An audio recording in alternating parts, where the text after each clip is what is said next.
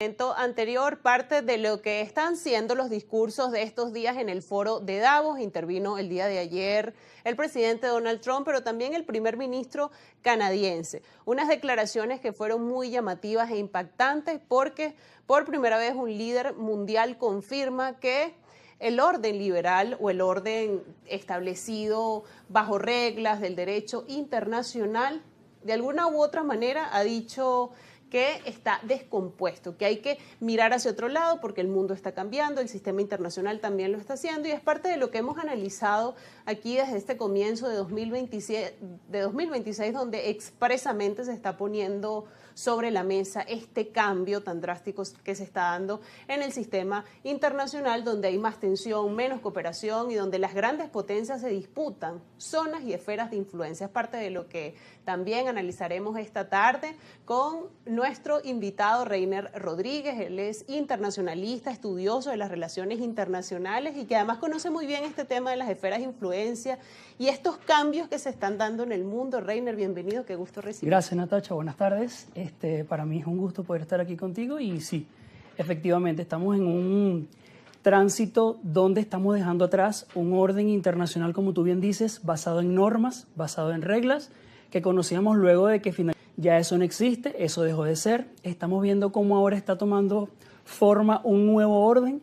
Ya no estamos viendo normas, ya no estamos viendo reglas, sino que estamos viendo una nueva dinámica en donde las potencias básicamente están entrando en lo que podríamos denominar una suerte de colusión.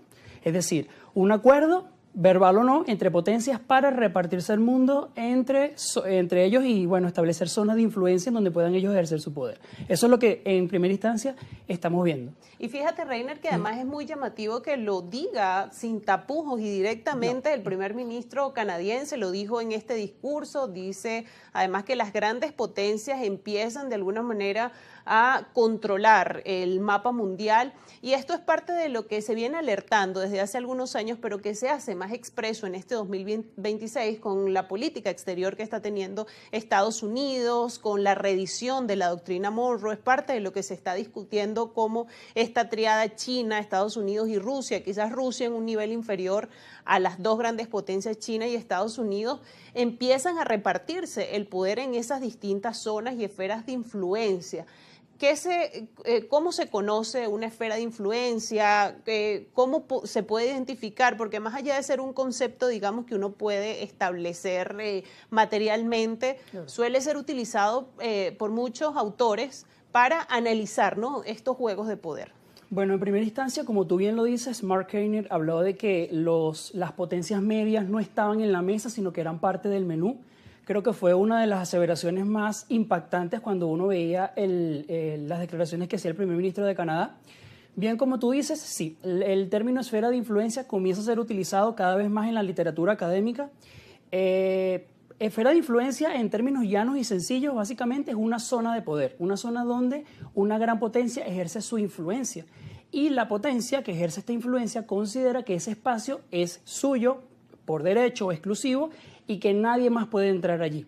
Lo que estamos viendo es que Estados Unidos se reivindica el control de todo el hemisferio americano. Estamos viendo también cómo China está buscando ejercer un mayor control sobre Asia, tratar de anexar Taiwán, controlar rutas comerciales globales. Vemos cómo Rusia, que es otro jugador global, está apuntando a controlar esferas de influencia también en zonas como Europa del Este, Ucrania, lo que es el Cáucaso y toda esta zona que le es cercana, ¿no?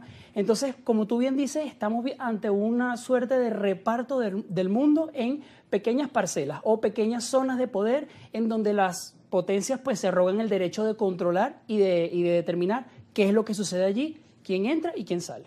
Y desde hace algún tiempo se viene anunciando la crisis del multilateralismo, correcto, cómo el derecho internacional empieza a hacer aguas y la cooperación va diezmando en este nuevo cambio que está experimentando el sistema internacional. En la academia se discute mucho, se habla de un cambio de época en el sistema internacional donde se deja atrás o queda atrás el orden liberal que nos ha acompañado hasta ahora y además es llamativo que lo diga el primer ministro canadiense, que además fue parte de todo el poder financiero global, que fue banquero y lo dice de forma tan tajante. Entonces, Discutíamos nosotros en una edición pasada, la semana pasada, de ampliamente sobre la crisis que atraviesa el derecho internacional. Aquí hay una dualidad, ¿no? Entonces, por un lado vemos la norma y por otro lado vemos el poder, el realismo puro que se impone ahora, digamos, en este nuevo cambio, esta nueva transformación que parece más bien caótico, ¿no?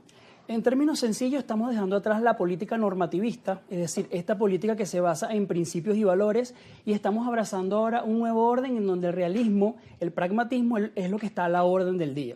Como tú bien lo dices, hay organismos multilaterales que eran los que, digamos, caracterizaban este orden que está feneciendo o que está siendo desplazado, y teníamos organizaciones como la OMC o la ONU.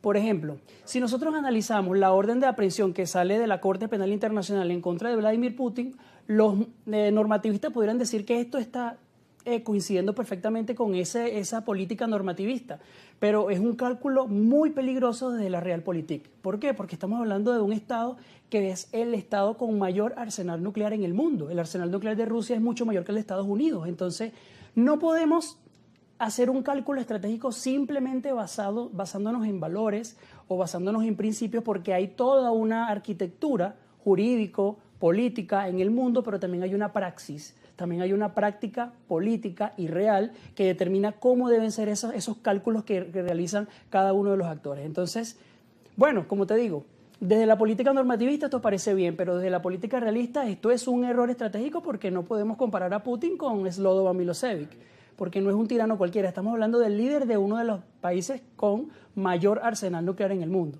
Entonces, digamos que eso podrían ser los primeros comentarios, pero obviamente esto es mucho más extenso porque estamos hablando del fin de una época y paso a otra donde las normas pues, no están del todo claras. Pareciera que la llegada de Donald Trump a la administración estadounidense por segunda vez viene a reforzar precisamente este desmoronamiento del orden liberal que imperaba hasta ahora. Lo vimos que inició justamente comenzando su mandato el año pasado, hace un año prácticamente asumió la presidencia estadounidense con esta lista de aranceles, sacó esta lista de aranceles que además presentó en televisión y allí pudimos ver que prácticamente todos los países del mundo estaban sancionados con un porcentaje de aranceles, los más duros eran para China, pero luego al avanzar en esas negociaciones discutían los países de uno a uno. Eran discusiones bilaterales donde, por ejemplo, la Organización Mundial del Comercio no hacía parte y esto era como una expresión, ¿no?, de cómo el multilateralismo, la cooperación se ha venido desinflando y expresamente ahora ha quedado quebrada. Dos pequeños comentarios. El primero, eso que tú bien estás comentando acerca del multilateralismo. Están dirimiendo diferencias comerciales de manera bilateral en vez de ventilarlo en lo que se supone que es la organización donde debería solventarse eso, que es la OMC. Y otro comentario es, por ejemplo, en el caso de la práctica vemos que lo lógico sería que Estados Unidos apoyara a la India para contrarrestar a China. Y vemos que Donald Trump desplegó una bastante fuerte con la India, entonces eso digamos que pueden ser unos ejemplos que nos pueden ayudar a entender eso. Cómo las normas y las reglas, la costumbre están siendo desplazadas por un orden donde la fuerza, el poder y la coerción es lo que está a la orden del día. Y fíjate lo interesante, lo importante que es, Reiner, poner ejemplos sobre la mesa para entender esta teoría que se le aplica a estos cambios que está experimentando el sistema internacional. Vamos a hacer una pausa en esta conversación que estamos teniendo con Reiner Rodríguez. Él es internacionalista de la Universidad Central de Venezuela, estudioso de las relaciones internacionales. Estamos hablando, debatiendo sobre las esferas de influencia, un tema que ahora está en la palestra por todos los cambios que se vienen dando y puntualmente por este discurso tan llamativo del primer ministro canadiense. Hacemos una pausa y al regreso seguimos con más de esta conversación. Escena internacional, lo estamos viendo en estos cambios que está experimentando el sistema internacional. Queda atrás el orden liberal, el mundo basado en reglas. Había sido esto expresado con la crisis que estaba experimentando el derecho internacional, el multilateralismo. Son temas que hemos venido analizando y comentando aquí, pero ahora en el foro de Davos, un líder mundial, el primer ministro canadiense, se atrevió a expresarlo, a decir que el orden liberal había quedado atrás, el mundo está experimentando grandes cambios, mucha tensión, donde las grandes potencias se disputan todo ese mapa mundial. Seguimos en esta conversación con Reiner Rodríguez, internacionalista de la UCB, además brillante en sus análisis como siempre, y por eso nos acompaña aquí esta tarde. Reiner, importante hablar del realismo, que en este debate entre los idealistas y los realistas, el realismo se impone nuevamente en las relaciones internacionales. Sí. Como nos gusta decir en la academia, pareciera que el realismo político es la tendencia más común y inherentemente natural de la política internacional. Efectivamente, como tú bien decías, el realismo vuelve con fuerza, está desplazando ese orden internacional liberal que estás comentando. Vemos, si me preguntas desde el punto de vista académico, un realismo que se inclina más a lo que sería el realismo ofensivo de John Mearsheimer. De hecho, no sé si queriendo o sin querer, vemos cómo la estrategia de seguridad nacional de Donald Trump, publicada a finales de 2025, coincide precisamente con los planteamientos que hacía John Mearsheimer. John Mearsheimer planteaba que Estados Unidos debía buscar ser el hegemón principal, el único en el hemisferio americano, y lo estamos viendo. Estados Unidos está diciendo que este es nuestro hemisferio, lo dijo de manera tajante el presidente Donald Trump a través de sus redes sociales. Entonces el mensaje es ese. Estamos desplazando las normas y lo que estamos viendo es un orden nuevo basado en la supervivencia, en la autosuficiencia, en la dominación económica y en el establecimiento de zonas de influencia. No queremos que intervengan ni que interfieran ninguna otra potencia que no sea Estados Unidos en el hemisferio. Y nosotros, no de manera pública, pero se entiende que el pacto es así, no vamos a interferir en las esferas de influencia de nuestros contrapartes como China o Rusia. Entonces, digamos que esa es la primera lectura que pudiésemos hacer si lo inclinamos un poco hacia lo que sería la parte académica del realismo de las relaciones internacionales. Y es importante destacar que además en estas esferas de influencia un aspecto fundamental es el control de recursos estratégicos. El asunto, por ejemplo, de las tierras raras o de recursos energéticos es lo que estamos viendo en esa expresión de las potencias de controlar territorios aledaños, de controlar sus zonas de influencia, como tú muy bien comentabas, expresamente dicho por Donald Trump, dicho también en el caso de Groenlandia, donde hay una pugna, están las tres grandes potencias involucradas en este territorio, en el Ártico, y Estados Unidos puja por mantener el control, alude a razones de seguridad, pero también allí hay recursos estratégicos importantes. Entonces, hablar de esto, del asunto de los recursos, porque es fundamental precisamente para la consecución de los intereses nacionales y cómo, por ejemplo, Estados Unidos de alguna manera se dirige a su región, a su zona de influencia natural, en esa discusión que hay de que está perdiendo hegemonía como la gran potencia que se involucra en todas las regiones del mundo, en todos los conflictos del mundo, decide buscar su zona de influencia natural, ¿no? Voy a comenzar por eso. Hay dilatada producción intelectual y académica que plantea las razones por las cuales vimos cómo China y Rusia interferían y realizaban actividades antiestadounidenses en el hemisferio precisamente por el descuido de Estados Unidos. Entonces, hoy en día estamos viendo que eso está cambiando. Por eso te decía que no sabemos si era intencional o no coincidir con lo que planteaba John Mearsheimer, pero lo que estamos viendo es que Estados Unidos se terminó de dar cuenta que este no es un mundo unipolar, ya ese mundo ya no existe, ahora es un mundo, como decía Saúl Cohen, policéntrico, es decir, hay distintos polos o centros de poder, y eso se entiende con que debemos contener las amenazas, repeler las amenazas, y esto es nuestro. Evidentemente los recursos naturales tienen la naturaleza de que son escasos, se necesita para poder desplegar las capacidades materiales y los potenciales de poder de las distintas potencias, recursos naturales. Estamos en el medio del debate de todo lo que tiene que ver con la transición a las energías verdes. Estados Unidos no está involucrado tanto en eso, pero hay otros centros de poder en los que sí. China, por ejemplo, que está liderando mucho el tema de la transición ecológica. Entonces necesitan de estas tierras raras que son fundamentales para llevar a cabo este tipo de tecnologías y poder liderar o ponderar en ese aspecto o en ese sentido. Ahora bien, Reiner, en este reparto del mundo que hacen las grandes potencias, que además se respalda en teorías presentadas a través de las llamadas esferas de influencia, ¿cómo quedan los países más pequeños, las potencias medianas que de una u otra forma para tomar decisiones, porque aquí también entra el asunto de la soberanía, tienen que mirar a la potencia, digamos, dominante, al eje de poder dominante al que pertenecen? Correcto. Bueno, mi respuesta podría estar más orientada a lo que vendría siendo el realismo neoclásico, con los planteamientos que hacía Randall Schweller. Él plantea dos categorías fundamentales que nos pudiesen ayudar a entender un poco cómo podría ser esta dinámica. La primera categoría es el soft balancing y la segunda sería el bandwagoning. El soft balancing viene a ser, como su nombre lo indica, un balance suave. Es decir, los estados, como somos muy pequeños frente al poderoso, buscamos acoplarnos en una suerte de frente para tener muchísimo más envergadura y poder hacer frente a la potencia. Y utilizamos elementos como la cultura, la diplomacia, ya lo estamos viendo. México, Colombia y Brasil están haciendo una suerte de junta de fuerza para poder hacerle frente a Estados Unidos. Y la otra, que es la más curiosa, es el bandwagoning, que es como el efecto arrastre, que funciona cuando el actor que es menos poderoso sencillamente no puede hacer más que aliarse con la potencia para tratar de capitalizar la mayor cantidad de beneficio posible. Hay unos que lo hacen por intención, porque quieren hacerlo, y otros porque no tienen otra salvación o no tienen otra opción. Entonces, como decía Mearsheimer, the bandwagoning is a strategy for the weak. Es decir, el bandwagoning es una estrategia para el débil. Frente a esa situación de desventaja, el débil sencillamente no tiene más remedio que alinearse con la esfera de influencia de la potencia porque no quiere ser considerado un paria o una amenaza para su seguridad nacional en el caso de Estados Unidos. Y aquí es donde, bueno, se pone sobre la mesa que los poderosos deciden, ¿no? Correcto, en este punto, sin lugar a dudas. Las grandes potencias, a principios del 2016, además, se vio por ahí mucho, de forma muy caricaturesca, cómo estas grandes potencias se reparten territorios, se reparten países. Rusia abocado a Ucrania por un asunto de seguridad, por un asunto de recursos.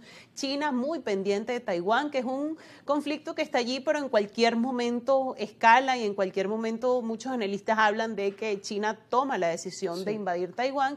Y Estados Unidos en la región, en el hemisferio, vimos las acciones del comenzando el 2026 en nuestro país, en Venezuela, y es una manifestación de cómo las grandes potencias, ¿no?, van de alguna manera haciendo ese reparto. Bueno, yo considero que Taiwán, aprovechando que lo estás mencionando, va a ser como una piedra en el zapato para la política exterior estadounidense en los próximos años. Porque si bien Estados Unidos se está comprometiendo a no interferir en las esferas de influencia de las contrapartes de China y de Rusia, creo que el tema de Taiwán va a ser un poco complejo. Claro, allí se activan una suerte de códigos geopolíticos, porque vemos cómo Taiwán no termina de caer frente a China porque país grande, que es China, y país pequeño, Taiwán, en este caso Taiwán está recibiendo ayuda de un país grande, que es Estados Unidos, para bloquear o desactivar ese código geopolítico para evitar que caiga. Pero sin lugar a dudas, yo creo que Taiwán está en el medio y de una u otra forma China terminará consumando esa política que ya ha mencionado mucho de una sola China, porque solo hay una China y es la República Popular China. Ya lo han dicho de los distintos responsables políticos y lo tomará decisiones en Pekín, así que creo que eso va a ser una de las tendencias que vamos a ver. Probablemente veamos que China entra en esta fase de expansión y decide, pues, de una vez por todas, en un cálculo estratégico, tomar Taiwán para consumar esa política. Reiner, y además en este reparto de poder pareciera que quien sale como la gran perdedora es Europa, que queda por fuera, ¿no?, de este reparto de poder de las grandes potencias. Me toca ya despedir la entrevista, pero por supuesto agradecerte por haber estado con nosotros esta tarde, bueno, y pedirte un comentario final que, bueno, no podemos poner en una bola de nieve lo que va a pasar en este 2026, pero comenzó este año fuerte, intenso, ¿no? Sí, bueno, como últimos comentarios, yo creo que debemos ya terminar de determinar que la política ya no es normativista y que las grandes potencias están repartiendo y, como dijo Mark Keiner, los medianos ya no son parte de la mesa, sino que son parte del menú. Y con esa mentalidad clara y con ese análisis claro, yo creo que hay que actuar en consecuencia. Hay que pensar la política exterior mucho más en términos geopolíticos que en términos normativistas. Ciertamente, eso es lo que regirá esta nueva época que enfrenta el sistema internacional. Gracias, Reiner. Gracias, Natacha, por la invitación. Para mí con nosotros fue igualmente un placer. Hacemos una pausa y al regreso seguimos conversando sobre otros temas aquí en Brújula Internacional.